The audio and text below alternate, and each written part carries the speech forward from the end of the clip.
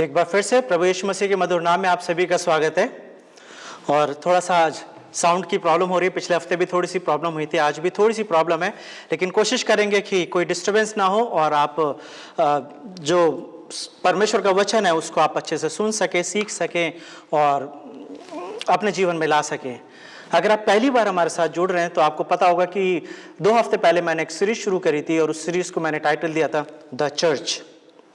उस सीरीज को जो टाइटल दिया था द चर्च है, और पहला सरमन जो था वो पीटर के स्टेटमेंट के ऊपर था। We saw that Peter's statement of faith that he said that you are the Christ, you are the Messiah, the son of the living God, and I said that that is the message of the church. जो पहला सरमन था इस series का, उसमें हमने ये देखा था कि परमेश्वर ने, यीशु मसीह ने पतरस के स्टेटमेंट को बोला कि पतरस ये जो है it's a statement of faith, क्योंकि पतरस ने डिक्लेयर करा कि जब यीशु मसीह ने पूछा कि मैं कौन हूं, तो पतरस ने बोला तू मसीहा है, जीवित परमेश्वर का पुत्र। लास्ट संडे हमने ये देखा था कि जो द चर्च सीरीज जो है इसके अंदर जो दूसरा सरमन था उसका टाइटल था फाउंडेशन, और वो उसी बुक ऑफ मैथ्यू चैप्टर 16, मत्ती की किताब 16वें अध्याय के अंदर ही हम लोग पिछले 2 हफ्ते से हैं और आज भी 16वें चैप्टर के अंदर ही रहेंगे। और ये वाला जो पिछले हफ्ते का टाइटल था वो था कि जीसस ने बोला, Jesus said the church shall be built on the Petra that is the great rock which is none other than Jesus Christ. जब पतरस ने ये बोला कि तू मसीहा है, जीवित परमेश्वर का पुत्र है, तो वहां पर यीशु मसीह ने बोला कि मैं इस पत्थर पर अपनी कलीसिया बनाऊंगा।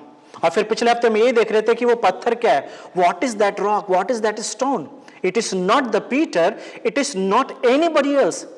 पतरस को वो चट्टान नहीं बोला गया है, लेकिन प्रभु यीशु मसीह अपनी बात कर रहे हैं that I am the foundation and I am the head of the church. और आपको याद होगा पिछले हफ्ते में यही बात कर रहे थे कि जब आप कुलूसियों की किताब को पढ़ते हो, पहले चैप्टर को पढ़ते हो, book of Colossians chapter 1, we can read there that Jesus is saying that Paul is saying that Jesus is the foundation and Jesus is the head. तो इन दोनों स्टेटमेंट्स को हमने अच्छे से समझा था। और आज जो है इस सीरीज का तीसरा सरमन है, और इस सरमन का नाम, इस जो टाइटल दिया है वो दिया है द अश्योरेंस। अश्योरेंस, और कहां से निकला है? Book of Matthew chapter 16 and verse 18। मत्ती उसका 16 और उसकी 18वीं आयत में ऐसे लिखा हुआ है, और अधोलोक के फाटक उस पर प्रबल ना होंगे। जब यीशु मसीह ने पतरस से बोला, और मैं इस तुझसे कहता हूं कि तू पतरस है और मैं इस पर अपनी कलीसिया बनाऊंगा, और उसका अगला स्टेटमेंट जो है वर्स 18, वहां पे ऐसे लिखा हुआ है, और अधोलोक के फाटक उस पर प्रबल ना होंगे। The gates of हेडिस shall not prevail against the church. कई बार आपने अपनी रीडिंग में वर्स 18 पढ़ी होगी, और किसी ट्रांसलेशंस में लिखा हुआ है कि the gates of hell shall not prevail against the church, और किसी ट्रांसलेशन में लिखा हुआ है the gates of हेडिस shall not prevail against the church. तो पहली चीज हमें समझना है कि सही ट्रांसलेशन क्या है, सही वर्ड क्या है। इट्स अ हेडिस और इट्स अ चर्च और इट्स अ हेल। तो पहली चीज, अगर आप इस बात को समझेंगे तो यीशु मसीह जब पतरस से बात कर रहे हैं और कलीसिया के बनाए जाने की घोषणा की जा रही है, this is the first time that Jesus is speaking about the church. इससे पहले चर्च वर्ड नहीं आया। So what is church? Church Greek में जो इसका वर्ड है वो है ecclesia. So from ecclesia, from the Greek the word comes church, and the ecclesia means the called out assembly, or in other words, the assembly of people who have been called of the world by the gospel of Jesus Christ.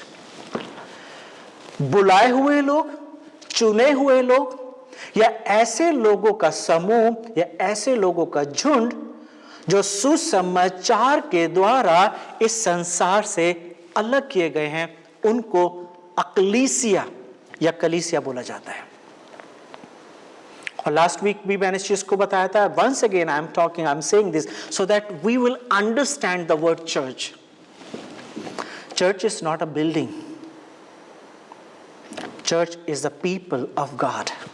परमेश्वर के वो लोग जो प्रभु यीशु मसीह पर विश्वास करते हैं, जो यीशु मसीह को उद्धारकर्ता के रूप में ग्रहण करते हैं, वो लोग चर्च कहलाते हैं। I am the church, we are the church, we are the body of Christ. इसलिए पौलुस बोल रहा है हम एक ही देह हैं, हम एक ही देह के अलग अलग अंग हैं। So we are the members of one body and we are the church. लेकिन जब हम इस बात को और अच्छे से समझना चाहते हैं, खासतौर से वर्स 18, क्योंकि वर्स 18 को हमें समझना है कि यहां पर किस चीज की बात की जा रही है। क्या यह बात की जा रही है द गेट्स ऑफ हेडीज और गेट्स ऑफ हेल? क्या नरक के फाटक तुझ पे प्रबल ना होंगे या अधलोक के फाटक तुझ पे प्रबल ना होंगे? मुझे नहीं पता आप कौन सा ट्रांसलेशन यूज कर रहे हो। If your translation says the gates of hell, then you have to understand the difference between the hell and Hades. अधलोक और नरक के डिफरेंस को हमें समझना है ताकि इस वर्ड्स को हम समझ सके। यीशु मसीह क्या कहना चाह रहे हैं? आपने वर्ड्स कई बार पढ़ी होगी। What do you understand with this? That gates of Hades shall not prevail against it. या अधलोक के फाटक उस पर प्रबल ना होंगे। इस सेंटेंस का मतलब आपने कभी समझा है क्या? अगर आप मेरे साथ निकालेंगे book of Revelations and chapter 19 and verse 20, प्रकाशित वाक्य उसका 19वां अध्याय और उसकी 20वीं आयत, वहां पर ऐसा लिखा हुआ है, और वो पशु और उसके साथ वो झूठा भविष्य दुखता पकड़ा गया जिसने उसके सामने ऐसे चिन्ह दिखाए थे जिनके द्वारा उसने उनको भरमाया जिन्होंने उस पशु की छाप ली थी और जो उसकी मूरत की पूजा करते थे। ये दोनों जीते जी उस आग की झील में जो गंधक है, जलती है, डाले गए। तो पहली चीज यहां पर एक आग की झील की बात की जा रही है और यहां पर ऐसा बोला जा रहा है कि वो जो भरमाता था, the deceiver and the people who followed the deceiver, वो झूठे भविष्य दुखता और वो लोग जो उनके पीछे चलते थे उनको उस आग की झील में डाला गया। तो ये आग की झील है क्या? प्रकाशित वाक्य 19-20, book of Revelation chapter 19 and verse 20। तो ये आग की झील जो है ये हेल है, ये वो नरक है जहां पर बोला गया कि इसमें लोग मरना तो चाहेंगे लेकिन मरेंगे नहीं, जहां पे रोना होगा, दांतों का पीसना होगा, लेकिन वहां पे मृत्यु नहीं आएगी। So book of Revelation chapter 19 and verse 20 talks about the hell. So it's an image of the hell. लेकिन जब आप इसी चैप्टर को when you follow the same book chapter 20 and verse 14, book of Revelation chapter 20 and verse 14, यानी कि इसी किताब के प्रकाशित वाक्य के दूसरे अध्याय में जाते हैं, 20वें अध्याय में, और उसकी 14वीं वर्ष में, तो वहां पर ऐसा लिखा हुआ है, और मृत्यु और अधलोक भी आग की झील में डाले गए। अब यहां पर फिर से हमें इस बात को समझना है कि मृत्यु और अधोलोक, इन दोनों को आग की झील में डाले गए और ये आग की झील तो दूसरी मृत्यु है। प्रकाशित वाक्य 20 और उसका 14। तो मृत्यु को और अधोलोक को आग की झील में डाला गया। तो इसका मतलब एक चीज है कि नरक और अधोलोक ये दो अलग अलग चीजें हैं। They are not the same thing. इसलिए अगर आपका ट्रांसलेशन ये बोलता है कि नरक के फाटक इस पे प्रबल ना होंगे या विजयी नहीं होंगे, तो आपको समझने की जरूरत है कि क्या यीशु मसीह नरक की बात कर रहे हैं कि अधोलोक की बात कर रहे हैं। सही ट्रांसलेशन जो है वो ये है, अधोलोक के फाटक इस पे प्रबल ना होंगे। The gate of Hades will not prevail over it. The gates of Hades will not prevail against it. So Hades is the right word, अधोलोक जो है वो सही शब्द है। अब सवाल ये है कि अधोलोक किसे बोलते हैं? पहली चीज, no one can come out from the hell and Hades. नरक में से और अधोलोक में से कोई भी वापस नहीं आ सकता है। आपको याद होगा जब यीशु मसीह एक दृष्टांत सुना रहे हैं और उस दृष्टांत में एक लाजरस था जो कोढ़ी था और एक धनी व्यक्ति था। जब दोनों मर गए तो धनी व्यक्ति ने प्रभु यीशु मसीह से बोला, अब्राहम से बोला कि मेरे और भी भाई हैं, लाजरस को भेज दे कि वहां चला जाए। तो वहां पर अब्राहम ने बोला कि यहां से कोई नहीं जा सकता। उनके पास भविष्यद्वक्ताओं की किताबें हैं जिन्हें पढ़कर उन्हें समझने की जरूरत है। So one thing is sure that nobody can come out from the hell and even from the Hades. So what is Hades? Hades जो है, it's is another language, in simple language Hades is a grave. अधोलोक जो है वो एक तरीके की कब्र की बात की जा रही है। ये कब्र है। कैसे? अगर आप मेरे साथ निकालेंगे अय्यूब की किताब, उसका 38वां अध्याय और उसकी 17वीं verse, book of Job chapter 38 and verse 17। Book of Job chapter 38 and verse 17, Ayyub 38 का 17। यहां पे ऐसे लिखा हुआ है, क्या मृत्यु के फाटक उस पर प्रकट हुए? क्या तू घोर अंधकार के फाटकों को कभी देखने पाया है? So gates of Hades is also called the gates of death. अधोलोक के फाटक के लिए पुराने नियम में जो दूसरा शब्द यूज किया गया है अधोलोक के फाटक के लिए, वो दूसरा शब्द है मृत्यु के फाटक। अधोलोक के फाटक और मृत्यु के फाटक ये दोनों सेम चीज है।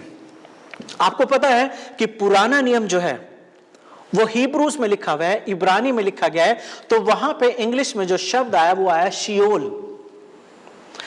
तो हिब्रू में शियोल और नए नियम में ग्रीक में Hades is the same word, सिर्फ दो अलग अलग लैंग्वेजेस हैं। इब्रानी भाषा में इसको शियोल बोला गया है और ग्रीक में इसको हेडीज बोला गया है। लेकिन जब हिंदी में देखते हैं तो इन्हें बोला जाता है मृत्यु के फाटक पुराने नियम में। तो अय्यूब बोल रहा है कि क्या तूने मृत्यु के फाटक देखे हैं क्या?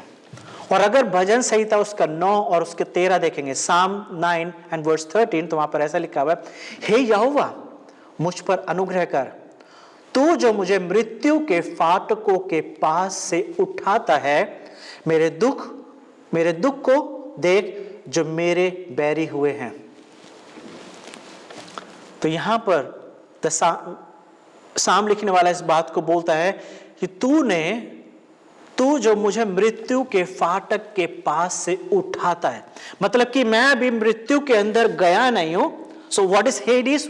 अधोलोक क्या है? अधोलोक इज अ डेथ। अधोलोक क्या है? अगर सिंपल शब्दों में पूछा जाए कि अधोलोक क्या है, तो अधोलोक है मृत्यु, डेथ। और इसी चीज को समझने के लिए अगर Yashaya, book of Isaiah chapter 38 and verse 10, Yashaya उसका 38 और उसका 10 पढ़ेंगे तो वहां पर ऐसे लिखा हुआ है, मैंने कहा अपनी आयु के बीच में ही मैं अधोलोक के फाटकों में प्रवेश करूंगा, क्योंकि मेरी शेष आयु हर ली गई है। So you can see that the person is saying that I am going to enter into the Hades or gates of Sheol because my age has been taken back from me. तो पहली चीज Hades and Seoul, ये जो दो word हैं, ये मृत्यु के फाटक और अधोलोक के फाटक, ये सेम चीज है। तो यीशु मसीह पतरस से क्या बात कर रहे हैं? पिछले हफ्ते हमने देखा था यीशु मसीह ने बोला है कि इस पत्थर पर मैं अपनी कलीसिया बनाऊंगा। यहां पे बोला जा रहा है ये कलीसिया जो मैं बनाऊंगा, ये कलीसिया जो है अधोलोक के फाटकों के ऊपर प्रबल हो जाएगी। मतलब कि ये है, ये कलीसिया जो है इसके ऊपर डेथ की पावर नहीं होगी। Death will not overpower the church. अधोलोक के फाटकों की बात की जा रही है। फाटक कहां पे पाए जाते हैं? Where we see the gates. हर एक शब्द का एक मतलब है। आपको पता है गेट्स कहां पर होते हैं? पुराने नियम में अगर आप देखेंगे cities have gates. आज के समय में हम देखेंगे prisons have gates. जो जेलें होती है वहां पे बड़े बड़े दरवाजे होते हैं, फाटक होते हैं जिससे बाहर नहीं आ सकते हैं। दरवाजों का काम होता है कि बाहर वाले को अंदर आने से रोके और अंदर जो है उसको बाहर आने से रोक सकता है। पुराने समय में जो गेट्स हुआ करते थे वो एक तरीके की पावर की पहचान हुआ करता था। It shows the power. If you want to study the book of Nehemiah, अगर आप मेरे YouTube चैनल पे जाएंगे और नेहमिया की स्टडी करेंगे तो वहां पर आप देखोगे कि नेहमिया जब आया है और शहर बना रहा है यरूशलेम की, तो वहां पर 12 फाटकों की बात की गई है। In the Old Testament, you can see that there were 12 gates in Jerusalem. और इन गेट्स के नाम जो है वही है the valley gate, the fountain gate, the sheep gate, the fish gate, the old gate, the dung gate, the water gate, the horse gate, the east gate, the registry gate, the gate of Ephraim and the prison gate. ये 12 फाटक हैं जिनकी बात नहमिया की किताब में, एजरिया की किताब में और किंग्स की किताब में, राजाओं की किताब में बोले गए हैं। ये गेट्स इस बात को बताते थे कि शहर पनाह की जो सबसे ज्यादा सिक्योरिटी होती थी, किसी भी सिटी को प्रोटेक्ट करने के लिए उसके गेट्स जो होते थे वो इंपॉर्टेंट होते थे, वो मजबूत होने चाहिए, वो इतने पक्के होने चाहिए ताकि कोई भी उसके सिटी के अंदर ना घुस सके। और जब यीशु मसीह बोल रहे हैं अधलोक के फाटक इस पे प्रबल ना होंगे, चर्च के कॉन्टेक्स्ट में बात की जा रही है। और जैसे मैंने आपको बताया कि चर्च के कॉन्टेक्स्ट में अगर बात की जा रही है तो क्या यीशु मसीह कह रहे हैं? यीशु मसीह सीधी तरीके से ये बोल रहे हैं कि जिस चर्च को मैं बनाने जा रहा हूं, the church which I am going to build, the death will not control the church. Starting में मैंने बताया था कि चर्च क्या है। What is the church? Church is the people of God, the people who are called. उन लोगों को जिन्होंने प्रभु यीशु मसीह पर विश्वास करा है उनको कलीसिया बोला गया है। और जिन लोगों ने प्रभु यीशु मसीह पर विश्वास करा है उनके ऊपर दंड की आज्ञा नहीं है। आपको पता है कि पाप की मजदूरी मृत्यु है। The wages of sin is death. जब आदम हवा को अदन की वाटिका में रखा है तो परमेश्वर ने वहां पर यह बोला था, the day you will eat the fruit from this tree you will die. That was the one commandment, that do not eat the fruit from this particular tree, from the tree of good and knowledge. और जिस दिन उन्होंने उस आदम हवा ने उस पेड़ के फल को खाया उसी दिन उनके जीवन में मृत्यु आ गई। The death entered through the Adam and Eve. आदम और हवा के द्वारा पूरी मानव जाति में डेथ आ गई है, मृत्यु आ गई है। इसलिए रोमन्स की किताब में लिखा हुआ है कि सभी ने पाप कराया, परमेश्वर की महिमा से रहित है। और वहां पे आगे ये लिखा हुआ है कि पाप की मजदूरी मृत्यु है। So if people are living in sin, then definitely their destination is death. लेकिन जो लोग बुलाए गए हैं, चुने गए हैं, जिन्हें कलीसिया बोला गया है, जो कलीसिया, जो परमेश्वर के राज्य बन गए हैं, उनके जीवन में डेथ काम नहीं करती है। इसलिए जब आप यूहन्ना की किताब में पढ़ते हैं जहां पर यीशु मसीह लाजरस के घर आते हैं, जब लाजरस को मरे हुए 4 दिन हो गए, तो जब यीशु मसीह मार्था और मरियम से बात करे तो यीशु मसीह ने वहां पे एक चीज बोली थी, जो मुझ पर विश्वास करता है वो नहीं मरेगा। So Jesus is saying basically, if you believe in me, then death doesn't overpower you. Death has no rights, no control over you because you believe in me. You are my church. तुम मेरी कलीसिया हो, तुम मेरे हो, और इसलिए तुम्हारे ऊपर डेथ की पावर काम नहीं करती है।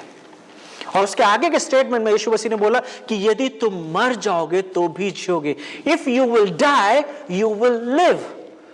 सो what Jesus was saying, Yeshu Masih क्या बोल रहे हैं कि यदि तू मर भी जाएगा तो जीवित रहेगा। तो इसका मतलब क्या है? इसका मतलब यह है कि यीशु मसीह बोल रहे हैं कि डेथ हैज नो पावर। और क्यों यीशु मसीह ये बात कर रहे हैं कि अधलोक के फाटक उस पर प्रबल ना होंगे? अधलोक के फाटक चर्च के ऊपर प्रबल ना होंगे, मतलब कि जो अधलोक है, जो डेथ है, जो कब्र है, उसकी पावर चर्च के ऊपर नहीं होगी। क्यों? क्योंकि यीशु मसीह अपनी बात कर रहे हैं। क्योंकि जब यहां पर डेथ की बात की जा रही है तो यहां पर चेलों को इस बात का आइडिया नहीं कि यीशु मसीह क्या कह रहे हैं, लेकिन यहां पर Jesus is speaking about his death. अब अगर आप ध्यान से देखेंगे तो आप समझेंगे इस बात को। क्यों यीशु मसीह ने बोला कि अधलोक के फाटक जो है वो चर्चेस के ऊपर, कलीसिया के ऊपर प्रबल नहीं होंगे? क्योंकि यीशु मसीह बहुत जल्दी मरने जा रहे हैं और मर के बहुत जल्दी वो जीवित हो जाएंगे, तीसरे दिन जी उठेंगे। और क्योंकि वो तीसरे दिन जी उठेंगे तो वो जो डेथ की पावर है वो वहीं पे कंडम कर दी गई है, वो वहीं पे खत्म हो गई है। इसलिए पहला कुरिन्थियों उसके 15 के 54 और 55 को पढ़ेंगे अगर आप, book of first Corinthians chapter 15 and verse 54 and 55, वहां पे इस तरीके से लिखा हुआ है, और जब ये नाशवान अविनाश को पहन लेगा और ये मरणहार अमरता को पहन लेगा, तब ये वचन जो लिखा है पूरा होगा कि जय ने मृत्यु को निगल लिया है। और फिर वो जो स्टेटमेंट है जो यीशु मसीह के ऊपर है, हे मृत्यु तेरी जय कहां रही, तेरी जय कहां रही। So because basically the power of death is nullified, the power of death is condemned by the blood of Jesus. Yeshu के लहू के द्वारा, यीशु की मृत्यु के द्वारा, यीशु के काम के द्वारा, वो जो सलीब पर किया है उसके द्वारा यीशु मसीह जो है मृत्यु पर जय पा रहे हैं। इसलिए 55वीं वर्ष में लिखा हुआ है, हे मृत्यु तेरी जय कहां रही। वर्ष 56 में, हे मृत्यु तेरा डंक कहां रहा। मृत्यु का डंक पाप है और पाप का बल व्यवस्था है, परंतु परमेश्वर का धन्यवाद हो जो हमारे प्रभु यीशु मसीह के द्वारा हमें जयवंत करता है। हालेलुया, हमें जयवंत करता है। तो वहां पे पौलुस इस बात को बता रहा है कि यीशु मसीह जो मृत्यु में गए, लेकिन मृत्यु उन्हें अपने कब्जे में ना रख सकी। Death, the हेडिस could not keep Jesus behind the bars, behind the gates. वो जो अधलोक के फाटक हैं उसके पीछे यीशु मसीह को रख नहीं पाई मृत्यु। क्यों? क्योंकि मृत्यु को हरा के यीशु मसीह जयवंत हो गए। और इसलिए पौलुस ये बोल रहा है कि जो यीशु मसीह पर विश्वास करते हैं उनके ऊपर दंड की आज्ञा नहीं है, और जिनके ऊपर दंड की आज्ञा नहीं है उनके ऊपर डेथ की पावर नहीं है। इसलिए पहला थिस्सलुनीकियों में ऐसा लिखा हुआ है कि जो प्रभु में सो जाते हैं वो जिएंगे। They will rise up so that they may live with Jesus forever and ever. So death has no power on the church. अधोलोक के फाटक उस पे प्रबल ना होंगे। इब्रानियों उसका 2 और 14 में लिखा हुआ, book of Hebrews chapter 2 and verse 4। ये बातें हम इसलिए कर रहे हैं ताकि हम इस बात को समझ सकें कि क्यों चर्च जो डेथ है, जो हेडिस है, will not be able to prevail on the church. क्या रीजन है कि अधोलोक के फाटक चर्च के ऊपर प्रबल नहीं होंगे। और उसका रीजन जो है ये सारी वर्सेस में आपको पढ़ रहा हूं, आप इसको नोट कर सकते हैं और बाद में भी पढ़ सकते हैं। Book of Hebrews chapter 2 and verse 14, यहां पर ऐसा लिखा हुआ 14 और 15 में, इसलिए जबकि लड़के मांस और लहू के भागी हैं तो वो आप भी उनके समान उन पर सहभागी हो गया, ताकि मृत्यु के द्वारा उसे, जिसे मृत्यु पर शक्ति मिली थी, किसे मृत्यु पर शक्ति मिली थी, नन अदर देन जीसस। मृत्यु के ऊपर अगर किसी को पावर मिली है तो वो केवल और केवल यीशु मसीह हैं। और वहां पे लिखा हुआ अर्थात शैतान को निकम्मा कर दे, शैतान को निकम्मा कर दे, मतलब कि शैतान की पावर जो है, आप जानते हैं 2 Corinthians talks about that the Satan is a god of this world. शैतान जो है वो इस संसार का भगवान है, इस संसार का खुदा है, और उसकी पावर जो है वो मृत्यु है। The power of Satan is death. और यीशु मसीह ने उस डेथ को ही हरा दिया। और 15वीं वर्ष में लिखा हुआ है, और जितने मृत्यु के भय के मारे जीवन भर दास्तव में फंसे थे उन्हें छुड़ा लिया है। So basically the author of Hebrews saying that Jesus overcome on the death, and then he goes and takes all the people who were bond, who were slave of death.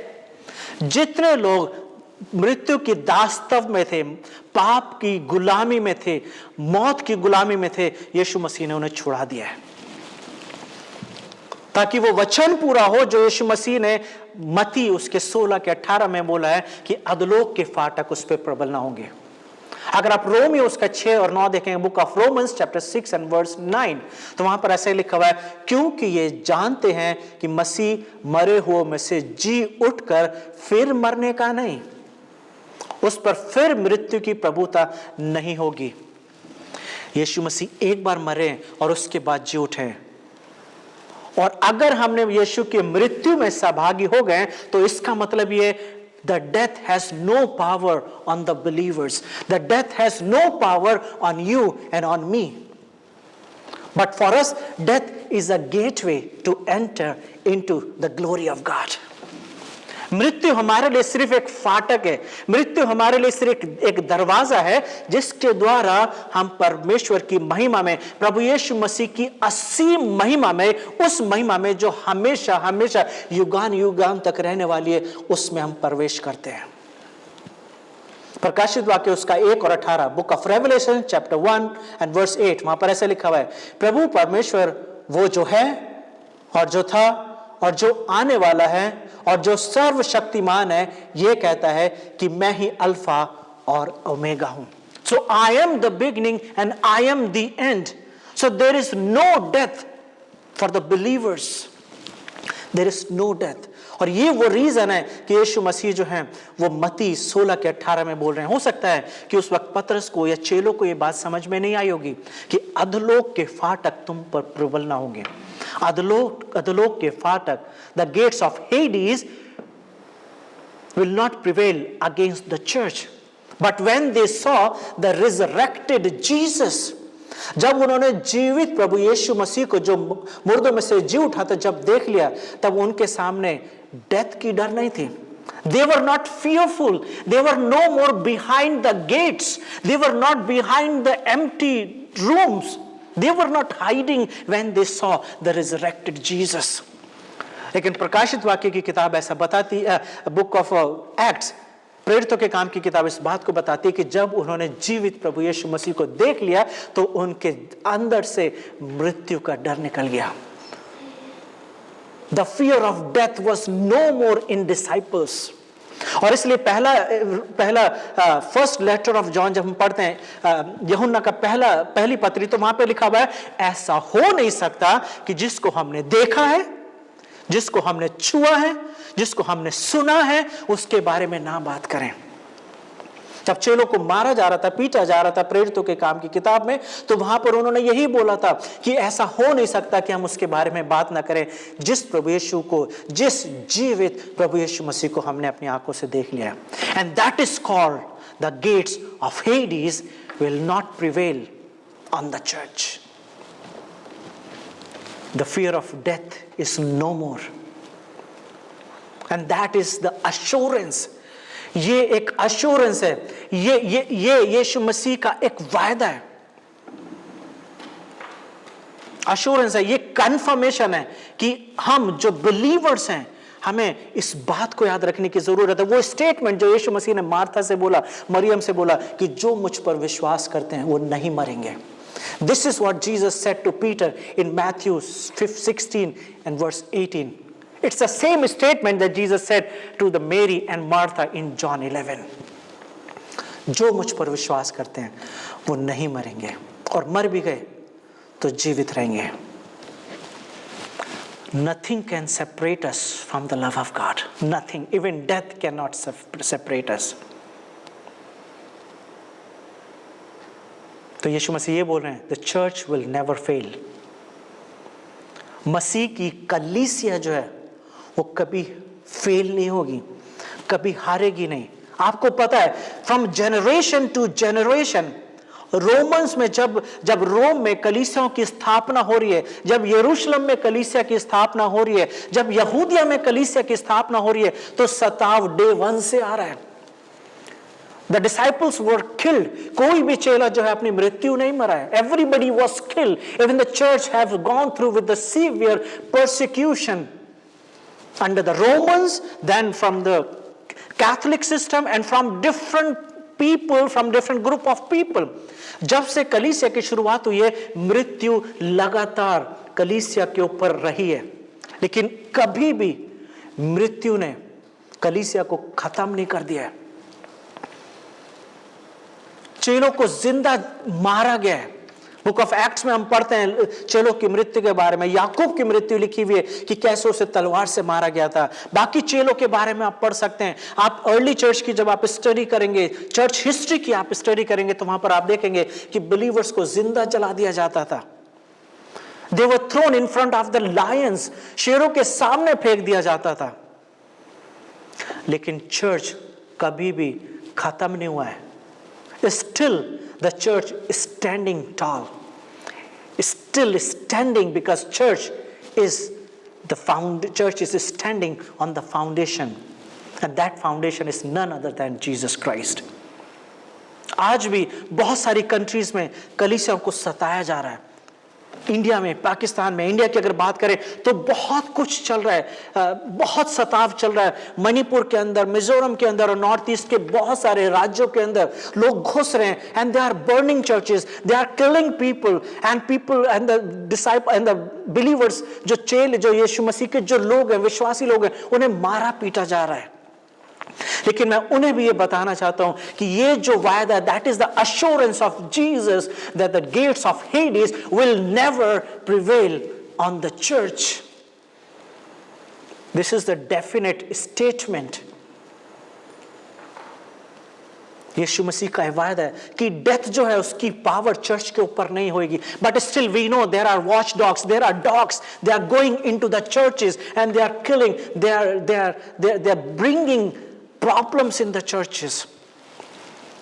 चाहे वो पॉलिटिकल इश्यूज हो सकते हैं, politics के वो लोग हैं जो कलीसियाओं में जाके कलीसिया को तितर बितर कर रहे हैं, बिल्डिंगों को जला रहे हैं। लेकिन आपको इस बात को याद रखने की जरूरत है कि कोई भी आज तक ऐसी पावर इस जमीन पे नहीं आई है जो मसीह की कलीसिया को हमेशा हमेशा के लिए खत्म कर सके। रोम ने बहुत कोशिश करी है। इंडिया में जो गवर्नमेंट के जो लोग हैं या जो रेडिकल्स हैं, वो किसी तरीके से कोशिश करते हैं कि कलीसिया को बंद कर दिया जाए, रोक दिया जाए, लेकिन नहीं रुक सकता है। पाकिस्तान में कलीसियाओं को कितना सताव हो रहा है, लेकिन कलीसियां बंद नहीं हो सकती हैं। अफ्रीका के दूसरे कंट्रीज में, कॉन्टिनेंट्स के अंदर कलीसियाओं को सताया जा रहा है, लेकिन आपको और मुझे हमेशा इस अश्योरेंस को, यीशु मसीह के इस वायदे को याद रखने की जरूरत है। The gates of हेडिस will not prevail against church। क्योंकि मृत्यु की तो ताकत खत्म हो गई, यीशु मसीह जी उठे, और जो यीशु मसीह में मरे, जो यीशु मसीह में जी उठे, वो यीशु मसीह की महिमा में ऑलरेडी एंटर कर चुके हैं। For us, as I said, the death is nothing but a entry gate to enter into the glory of God. और इसलिए हम ग्रेट कमीशन के ऊपर विश्वास करते हैं। इसलिए इतने सताव होने के बावजूद भी चेलों ने तब से लेके आज तक ग्रेट कमीशन के ऊपर काम किया जा रहा है, जहां पर यीशु मसीह ने बोला, all authority in heaven and on earth has been given to me. Yeshu Masih ने बोला, अब मैं जी उठा हूं, so basically you are not under the power of death, therefore go and make disciples of all nations. सभी जाति के लोगों को चेला बनाओ, सभी जाति के लोगों को, यहां पे जाति का मतलब है सभी देश के लोगों को चेला बनाओ और उन्हें बपतिस्मा दो। और बपतिस्मा किस नाम से देना है? पिता, पुत्र और पवित्र आत्मा के नाम से बपतिस्मा देना है। और जो बातें मैंने तुम्हें सिखाई हैं, उन बातों को उन्हें मानना सिखाओ। So it is clear that Jesus was declaring that death has no power to hold God's people captives. Death has no power. The gates are not strong enough to overpower and keep in prison the church of God. कोई भी ऐसी power नहीं बनी है जो परमेश्वर के सामने खड़ी हो सके। And church is a body of Christ. Satan's power is a death, but Jesus defeated the Satan. Jesus defeated the death.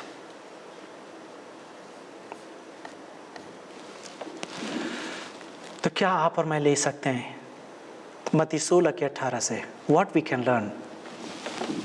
पहली चीज, जब आपने और मैंने इस बात को आज सीखा है कि आपके और मेरे ऊपर मृत्यु की पावर काम नहीं करती है, we don't have to fear to face the death, because for us death is just the entry gate. मृत्यु हमारे लिए सिर्फ परमेश्वर की महिमा में एंटर करने का एक दरवाजा है। तो फिर हमें क्या सीखने की जरूरत है? पहली चीज, हमें कॉन्फिडेंस के साथ अपने जीवन को जीने की जरूरत है। बाइबल बोलती है कि परमेश्वर ने हमें दुम नहीं बनाया है, उसने हमें टेल नहीं बनाया, बस उसने हमें हेड बनाया है। इसका मतलब यह है कि हम एक विजयी, जैसे कि एक जीते हुए लोग होते हैं, वैसे जीने की जरूरत है। We need to live with boldness and with the courage. विश्वास में बढ़ने की जरूरत है और हमेशा इस बात को याद रखने की जरूरत है कि प्रभु यीशु मसीह ने मृत्यु को हरा दिया है। जिन लोगों ने इस बात को समझा, उन्होंने वो काम करा है जो बहुत सारे लोग नहीं कर सके। जैसे कि मैंने एग्जाम्पल दिया, चेलों की बात करी, और आप अगर चर्च हिस्ट्री की बात करेंगे तो बहुत सारे ऐसे हीरोज हैं, हीरोज ऑफ फेथ, जो विश्वास के जो हीरोज हैं, जिन्होंने वो काम करे जो और कोई नहीं कर पाया। और उन्होंने इसलिए करा क्योंकि डेथ उनके अंदर से खत्म हो गई थी। डेथ का फियर, जो डर था, वो खत्म हो गया था। क्या आप डर में जीवन जी रहे हैं? क्या आप ये सोच के जी रहे हैं कि आज अगर मेरी मृत्यु होगी तो अब मैं कहाँ जाऊंगा? What will happen if I'll die? पहली चीज, अगर आप अभी भी डर में जी रहे हैं तो इसका मतलब ये है कि आपने अपने जीवन को प्रभु यीशु मसीह के हाथ में नहीं दिया है। इसका मतलब ये है कि आपने अभी तक अपने पापों से तौबा नहीं करी है। You need to repent. You need to confess. You need to surrender your life to Christ so that you don't have to live in fear of death. Just give your life to Christ. The fearful disciples became the unstoppable disciples. उन्हें कोई रोक नहीं सकता था. The gospel gives us the confidence. Matthew 16:18, मत्ती 16 और 18 की जो 18वीं वर्ष है, वो आपको और मुझे कॉन्फिडेंस देती है, हमारे विश्वास को बढ़ाती है कि किसी भी परिस्थिति में हम रहें, मृत्यु हमारे पर जय नहीं पा सकती है। आइए दुआ करें और अपने आप को प्रभु के हाथ में दें। और जब आप दुआ करते हैं और अभी भी मृत्यु का डर है, तो आज दुआ करें कि प्रभु मैं अपने जीवन को आपके हाथ में दे देता हूँ। You don't have to live in fear. You have to live with confidence. आइए दुआ करें। प्यारे प्रभु जी, हम धन्यवाद देते हैं कि आज आपने प्रभु अपने वचन से हमसे बातचीत करी और हमें याद दिलाया प्रभु कि प्रभु हम उस जीवित प्रभु यीशु मसीह की आराधना करते हैं, उस जीवित प्रभु यीशु मसीह के पीछे चलते हैं जिसने मृत्यु को हरा दिया है। इससे पहले कि यीशु मसीह ने मृत्यु को हराया था, यीशु मसीह ने पहले ही इस बात की घोषणा कर दी थी कि अधोलोक के फाटक चर्च के ऊपर विजयी नहीं होंगे। And Jesus proved this by rising from the dead. So thank you, Father, for raising Jesus. And when we see Jesus, Father God, we also know that we don't have to live in fear, but we have to live in faith. We have to live in confidence that my Savior lives, my God lives, my Jesus lives, so I also live in faith. प्रभु उन लोगों के लिए दुआ करना चाहते हैं जो अभी भी डर में अपने जीवन को जी रहे हैं। मदद करें प्रभु, ताकि उनका डर उनके अंदर से चला जाए और वो अपने जीवन को पूरी तरीके से आपके हाथ में दे दें और इस बात को विश्वास करें, जैसे यीशु मसीह ने मार्था से बोला, मरियम से बोला कि जो मुझ पर विश्वास करता है मर भी जाएगा तो भी जिएगा। प्रभु मदद करें ताकि हर एक सुनने वाला अपने जीवन में से मृत्यु के डर को निकाल के विश्वास के साथ जीवन जी सके, अपने पापों को मान सके, उनको छोड़ सके, ताकि प्रभु लोगों के जीवन में आपकी बातें पूरी होती हुई दिखाई दे सके। धन्यवाद देते हैं कि आपने अपने वचन से हमसे बातचीत करी। यीशु मसीह के नाम से इस दुआ को मांगते हैं, आमीन।